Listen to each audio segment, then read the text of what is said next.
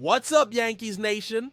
Things are heating up here in New York. Yankees News TV, because the last few hours have been nothing short of explosive.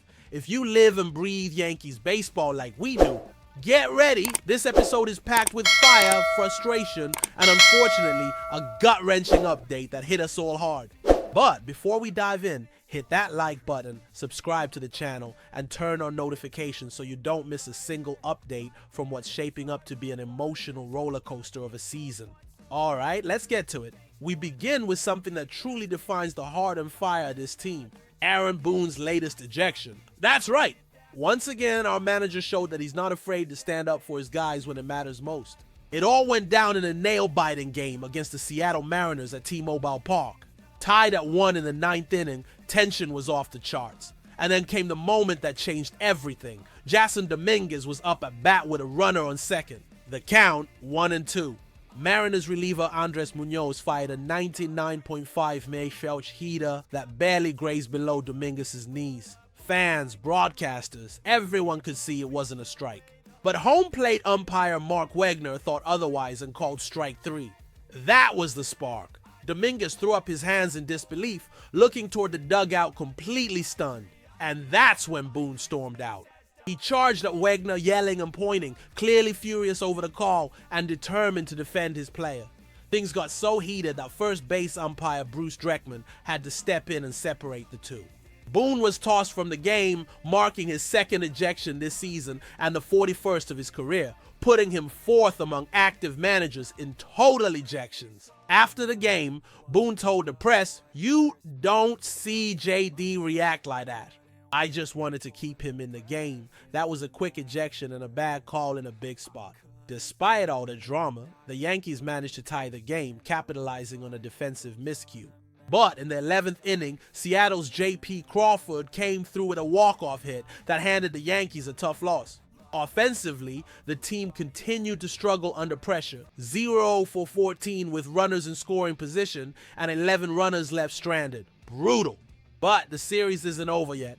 Next up, Will Warren will take the mound for New York. He's 2-2 with a 4.75 ERA, and he'll be facing off against Mariners ace Luis Castillo, who's sitting at 3-3 with a 3.95 ERA.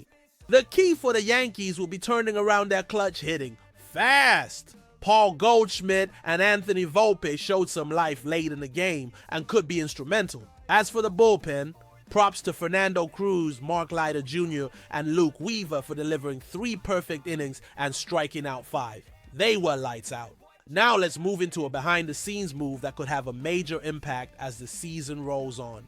The Yankees front office isn't standing still.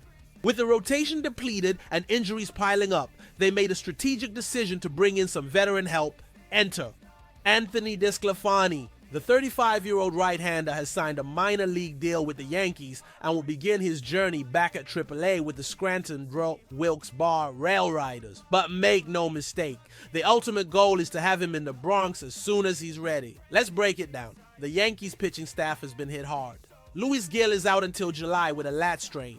Garrett Cole, the ace of the rotation, is gone for the season after undergoing Tommy John surgery. Add to that the recent move to designate Carlos Carrasco for assignment, and you get the picture. That's where DeSclafani comes in. It's been a long road back for DeSclafani. His last big league appearance was with the San Francisco Giants in July 2023 before suffering a severe flexor strain. Since then, it's been a whirlwind. He was traded twice in the offseason, first to the Seattle Mariners in a deal involving Robbie Ray, and then to the Minnesota Twins for Jorge Polanco. But his recovery was derailed by an elbow injury that required flexor tendon surgery in March 2024. Now, for the first time in nearly 2 years, he's ready to get back on the mound. Let's not forget what he's capable of. In 2021, he had a stellar year with the Giants. 13 wins, 7 losses, a 3.17 ERA over 31 starts. That's the kind of arm any team would love to have, especially in a time of need. His career ERA sits at 4, 20 across 9 major league seasons, and he's known for solid command and low walk rates, something the Yankees bullpen desperately needs right now. This is the definition of a low-risk, high-reward move. If DeSclafani can regain even a portion of his 2021 form, he could provide meaningful innings for a team in desperate need of depth. For now, all eyes will be on his AAA outings. Will he be the surprise reinforcement the Yankees have been waiting for? But now, brace yourselves, because here comes the toughest news of the day. Oswaldo Cabrera, the heart and soul of this team's infield, suffered a gruesome ankle injury during Monday night's game against the Mariners. Trying to score from third on a sac fly by Aaron Judge, Cabrera twisted his ankle horribly while avoiding the tag at home. It was hard to watch. He went down in agony, pounding the ground, unable to stand. The medics rushed to his side and had to cart him off.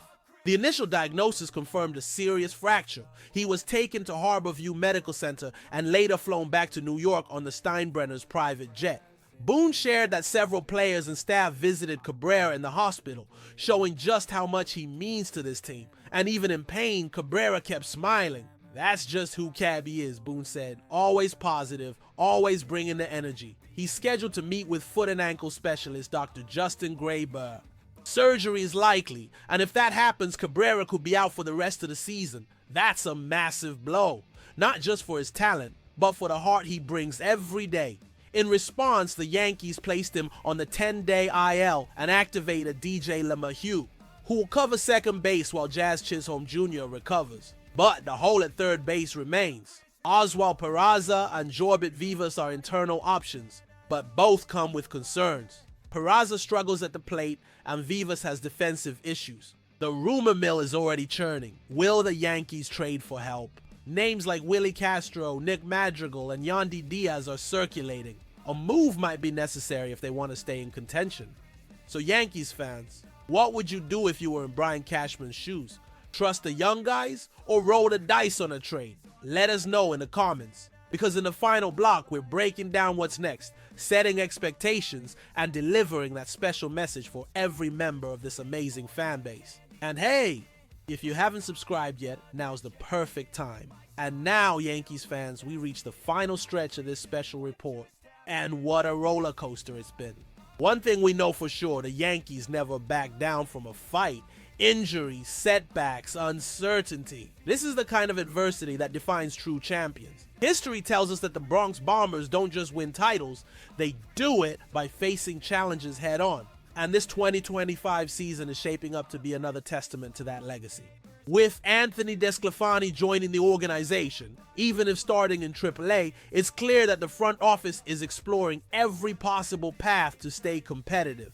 The strategy is simple. Get him healthy, get him pitching, and see if he can be that extra arm the rotation so desperately needs. No one's expecting miracles. But in a depleted pitching staff, a seasoned veteran like DeSclafani could make a real difference, especially if he can tap into that 2021 form. In a season this long, managing workload is everything.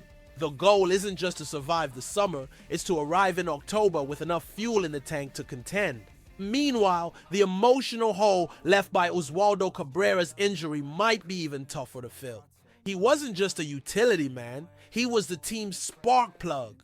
The kind of player who pumps up the dugout, fights for every base, and gives it all for the pinstripes. Losing him hurts on the field, no doubt, but it also stings in the clubhouse. And now, leaders like Aaron Judge, Anthony Rizzo, DJ LeMahieu, and Anthony Volpe must step up to keep this team's spirit alive. Speaking of Judge, let's give credit where it's due.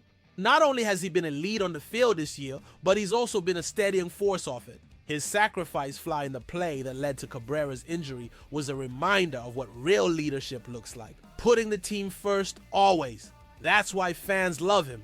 That's why he wears the C. In a season full of question marks, Judge has been the exclamation point. Looking ahead, the Yankees are facing a gauntlet. The upcoming schedule includes critical matchups against division rivals like the Red Sox, Rays, and Blue Jays. These aren't just games, they are battles for playoff positioning. And in times like this, the fans matter more than ever. Whether you're at Yankee Stadium or watching from home, your support fuels this team. The energy, the chance, the belief, it all becomes part of the game. This team needs its 10th man now more than ever. The front office will have to be aggressive. If there's a smart trade out there, it's time to make a move. The coaching staff will have to get creative with what they have. And the players? They gotta leave it all on the field, because with grit, with heart, and with unity, this team still has a shot. It's not going to be easy, but the Yankees never signed up for easy. They signed up to compete. And now, before we wrap up, I want to speak directly to you, the loyal fan who stuck with us through this entire update. Your voice matters. Your support drives us. If you haven't subscribed yet, now's the time. This is where you get the latest Yankees news, expert analysis, behind-the-scenes stories, and the passionate coverage this fan base deserves. If you enjoyed this video, give it a like, share it with fellow fans, and drop your thoughts in the comments below, especially on DeSclafani's signing, Cabrera's injury, and what this team should do moving forward. And here's our question of the day. What should the Yankees prioritize right now? Making an aggressive move for reinforcements, or trusting the system and waiting for injured players to heal? If you were in Boone and Cashman's shoes, what would your game plan be? We'll see you in the next video with more passion, more insights, and more hope that the Yankees can rise above it all. Let's go, Yankees!